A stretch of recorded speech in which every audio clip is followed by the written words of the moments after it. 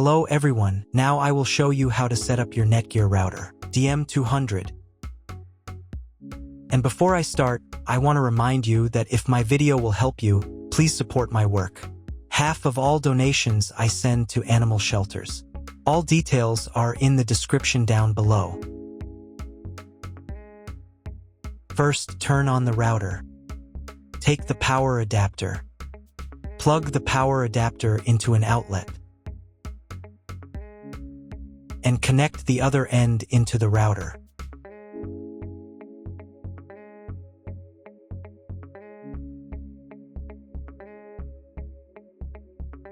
Then press the power button.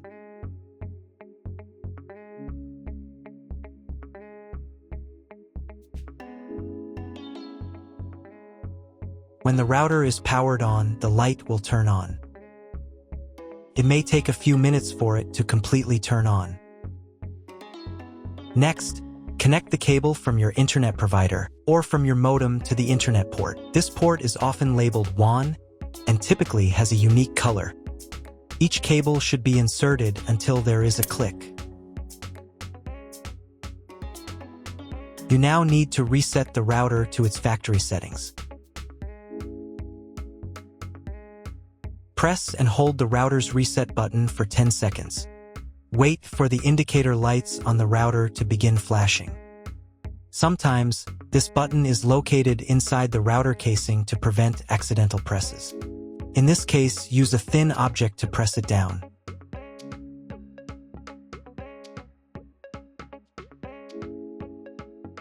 The router will restart and all the settings will be reset to the original factory defaults. Plug one end of the Ethernet cable supplied with the router into an Ethernet port.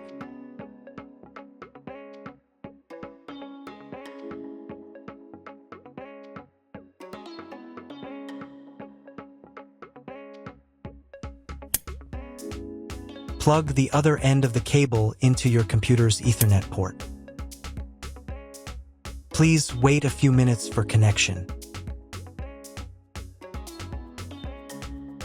The router is connected to your computer. Now you will need to set it up. But first, I'll show you another way to connect the router if you don't have an Ethernet cable or your computer doesn't have an Ethernet port. Connect the router to the power source and plug in the cable from your internet provider.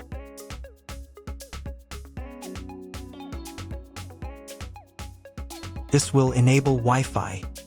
If your router is new, your Wi-Fi network name will be the name of the router. Your router has its own Wi-Fi network name and password printed on a label. Connect to it. Great job connecting to the router. Now let's get it set up. First, open your web browser and visit the URL you see on the screen. Use the URL bar instead of the search bar. Then click here.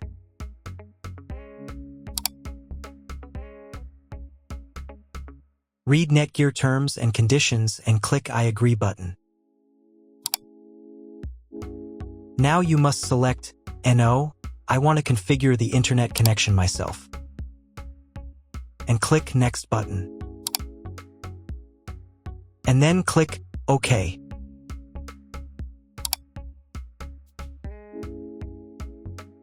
If your router settings do not look like mine, it means that your router has a different firmware. I made a video for every firmware type. You can find all the links in the description down below. So the first thing you need to do is set up a new password. The admin password is used to log in to your router's web interface. Pay attention to the password requirements. Write your new password in the first field and duplicate it in the second field. Then select 2 security questions and write answers for them. You need them just in case you need to reset the admin password in the future. Click Next. On the next page, you will find the information you need to connect to a Wi-Fi network. If you want, you can print them out. Click Next button. If the router has not been updated for a long time, The next page may automatically start the firmware update process.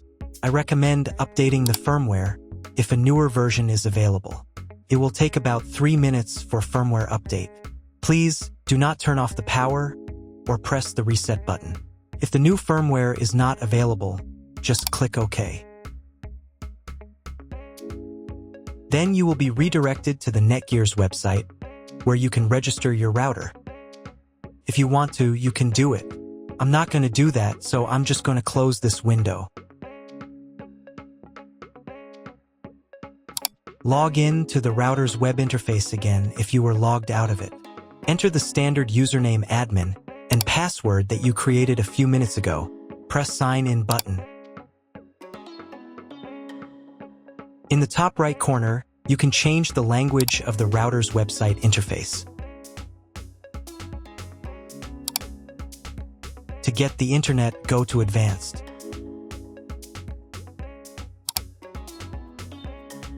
Setup Wizard. Press No, I want to configure the router myself. Then press Next button. On the next page, select the internet settings. In most cases, there are two options: connection with and without a login. Almost always, your internet connection will not require a login. All the information you need is in your internet provider's contract. If your internet connection does not require login or you do not know whether it does, select No. Leave account name and domain name unchanged.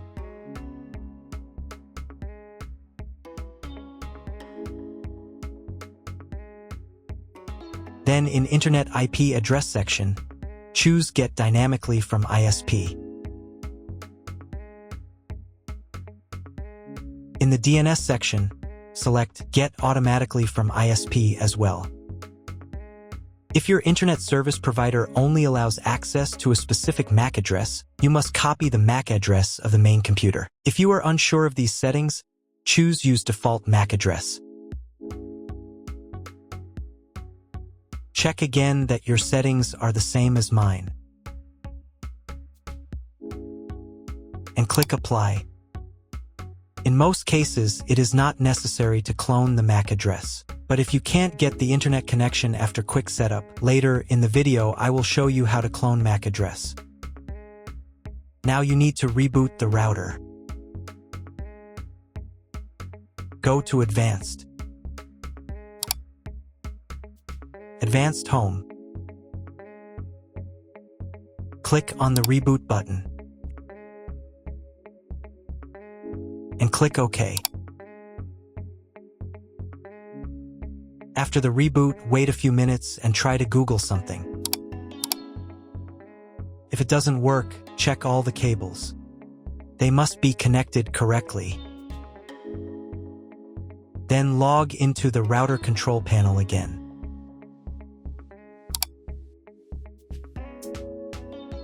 Go to Basic,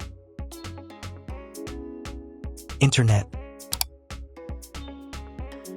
and choose Use Computer MAC Address.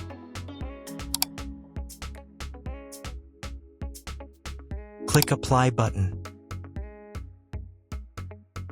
And then reboot router again.